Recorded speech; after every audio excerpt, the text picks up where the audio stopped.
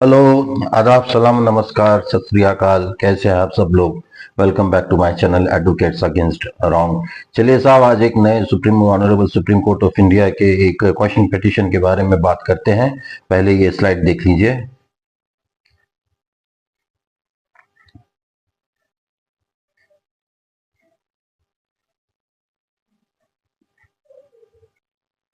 चलिए साहब, case facts के बारे में जानते हैं कि कपल की शादी 2016 में होती है। दोनों भी husband and wife software engineers हैं।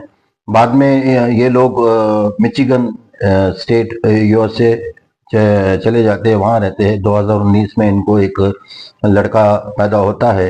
लड़का पैदा होने के बाद में दोनों के बीच में डिफरेंसेस पैदा होती हैं, और वाइफ जो है वो अपने बेटे को लेकर इंडिया वापस चली जाती है।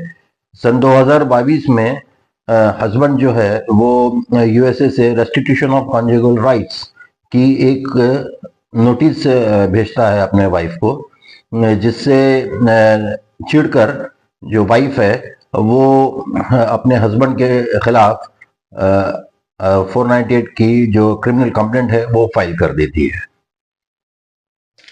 हस्बैंड एफआईआर को क्वाश कराने के लिए honourable high court of Telangana में जाता है, जहां पर जो हाई कोर्ट है वो इस एफआईआर को क्वाश करने से मना कर देती है। उसके बाद एग्रीव होकर husband honourable supreme court of India में ये इसकी अपील करता है, जहां पर ऑनरेबल बेंच ऑफ जज बीवी नागरत्ना मैडम और justice honourable R Mahadevan sir के बेंच में इसकी सुनवाई होती है।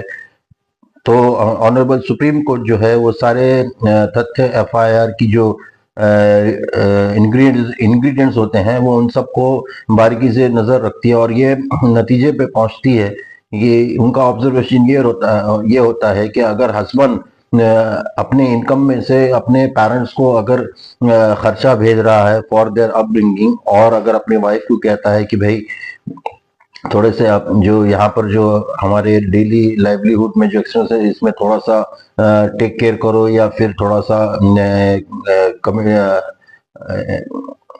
एहतियात बरतें, या थोड़ा सा कुछ कट शॉर्ट कर दे एक्सपेंसेस, तो इसे क्रुएल्टी अंडर सेक्शन 498 के इंग्रेडिएंट्स में आता नहीं है। Honourable justice B Nagarathna madam ने ये ऑब्जर्व किया कि वाइफ ने ये भी एलिगेशंस लगाए थे कि पोस्ट प्रेगनेंसी हस्बैंड उसे थोड़ा सा टीज करता था, या खाने को नहीं देता था, और या जो उसका वाइफ का वेट गेन हो गया था तो उसके ऊपर जो टीज करता था। तो ऑनरेबल मैडम ने ये सजेस्ट किया कि अगर ये सब अगर सही भी है तो भी वो 498 ए क्वालिटी के इंग्रेडिएंट्स में नहीं आते हैं। It is called as general wear and tear of marriage.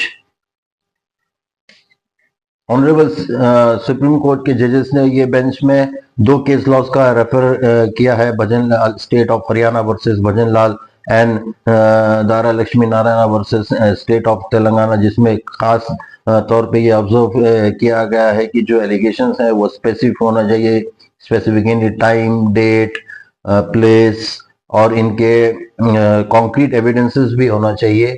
Plane allegations पे या जनरल एलिगेशंस पे एक कंप्लेंट को मेंटेन करना और उसको एक्यूज के अगेंस्ट में केस चलाना, ये एक्यूज के इन्फ्रिंज वायलेशन ऑफ राइट्स और में इन्फ्रिंजमेंट होगा। इसीलिए सारे तथ्यों को देखते हुए ऑनरेबल सुप्रीम कोर्ट की ये दो जज की बेंच ने पूरी एफआईआर को क्वॉश कर दिया। उम्मीद करता हूं कि आपको ये वीडियो बहुत पसंद आई होगी। लाइक कीजिए, शेयर कीजिए, सब्सक्राइब कीजिए।